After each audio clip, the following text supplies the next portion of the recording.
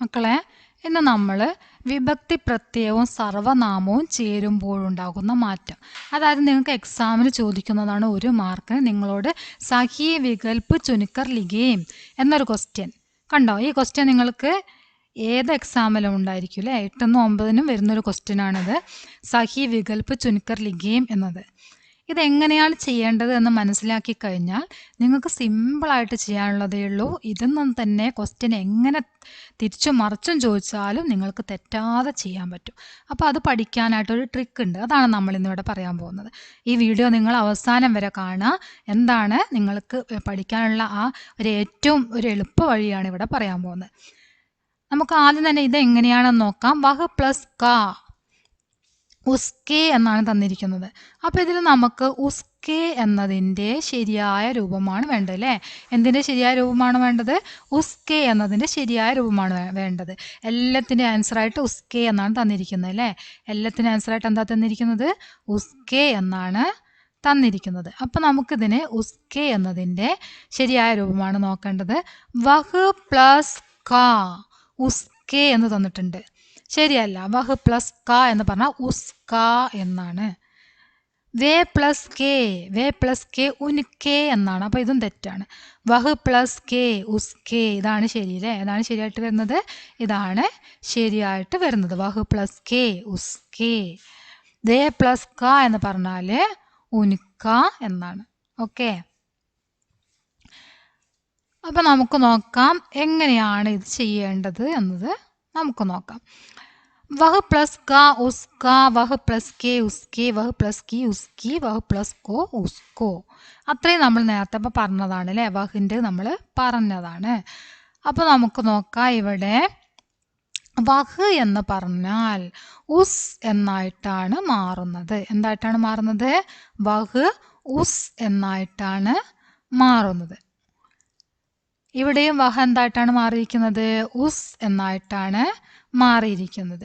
ഇവിടെയും വഹ് ഉസ് ആയിട്ട് മാറിയിരിക്കുന്നു. ഇവിടെയും വഹ് ഉസ് എന്നായിട്ട് മാറിയിരിക്കുന്നു. അപ്പോൾ വഹ് എന്നതിൻ്റെ രൂപമാറ്റം എങ്ങനെയാണ് വരുന്നത്? ഉസ് എന്നാണ് വരുന്നത്. അതിൻ്റെ കൂടെ നമ്മൾ ക എന്ന് ചേർത്തു. അപ്പോൾ ഉസ് ക. വഹ് എന്തായി മാറുന്നു? ഉസ്. ഉസ് പ്ലസ് ക ഉസ്ക.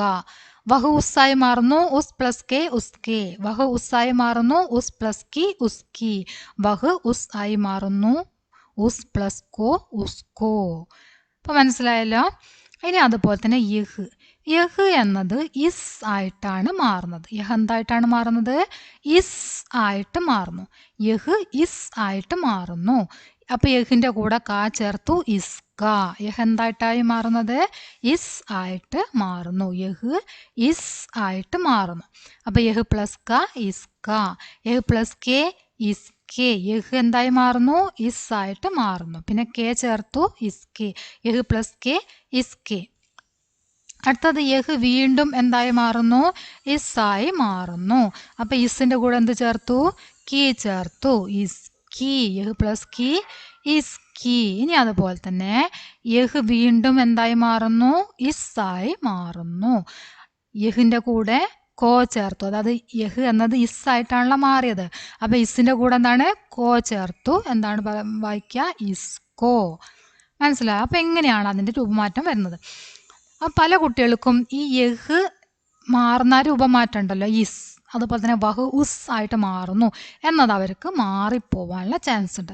അത് മാറാതിരിക്കാനുള്ള എളുപ്പ വഴിയാണ് നമ്മൾ പറയാൻ പോകുന്നത്. ഈ യാ ഊ വാ സാഹ. കണ്ടോ? വളരെ സിമ്പിളായിട്ട് നമുക്ക് മനസ്സിലാക്കാൻ പറ്റിയതാണ് ഈ യാ ഊ വാ സാഹ. എന്താണ് ഈ യാ ഊ വാ സാഹ? അതായത് യഹിൻ്റെ യായാണിത്. യഹിൻ്റെ യാ കണ്ടോ? യഹിൻ്റെ യാ ആണ് ഇവിടെ പറഞ്ഞത്. അപ്പം ഈ യാ എന്തായി മാറുന്നു? ഈ ആയിട്ട് മാറുന്നു. ഈ യാ എന്ന അക്ഷരം ഈ ആയിട്ട് മാറുന്നു. പിന്നെ ഇവിടെ ഹാ ഉണ്ട് അല്ലേ? ഹാ എന്ന അക്ഷരം എന്തായിട്ട് മാറുന്നു? ഹാ എന്ന അക്ഷരം സ ആയിട്ട് മാറുന്നു. മനസ്സിലായോ? അപ്പം ഈ ഹാ എന്ന അക്ഷരം എന്തായി മാറി? സ ആയിട്ട് മാറി. അപ്പം എന്തായി? യഹ് എന്നത് ഇസ് എന്നായി. ഓക്കെ, അതുപോലെ തന്നെ അപ്പം ഈ യാ സാഹ എന്നുള്ളത് മനസ്സിലായില്ലേ? ഇനി ഇവിടെ ഊവ ആണുള്ളത്. ഊവ. അതെന്താ ഊവ? അവിടെ നോക്കുമ്പോൾ നമുക്ക് മനസ്സിലാവും ഊ വാ എന്താണ് എന്താണ് ഇവിടെ വാ ഉണ്ട് വഹിൻ്റെ വാ. ഈ വഹിൻ്റെ വാ എപ്പോഴും എന്തായിട്ടാണ് മാറുന്നത്? ഊ ആയിട്ടാണ് മാറുന്നത്. ഓക്കെ, ഈ വാ എപ്പോഴും എന്തായിട്ടാണ് വരുന്നത്? ഊ ആയിട്ടാണ് മാറുന്നത്. ഹ എന്നതോ നേരത്തെ നമ്മൾ പറഞ്ഞതാണ്, ഹ എന്നത് സ ആയിട്ട് മാറുന്നു. അപ്പം എന്താണ്? വാ എന്തായിട്ട് മാറുന്നു? ഊ. അപ്പൊ നമുക്ക് മനസ്സിലായില്ലേ ഊ വാ. ഊ എന്നും വാ എന്നും പറഞ്ഞ എന്താണ് മനസ്സിലായല്ലോ? ഊ വാ. അതാണ് അതിന്റെ സിമ്പിളായിട്ട് പഠിക്കാനുള്ള വഴി. ഈ യാ ഊ വാ സാ ഹ.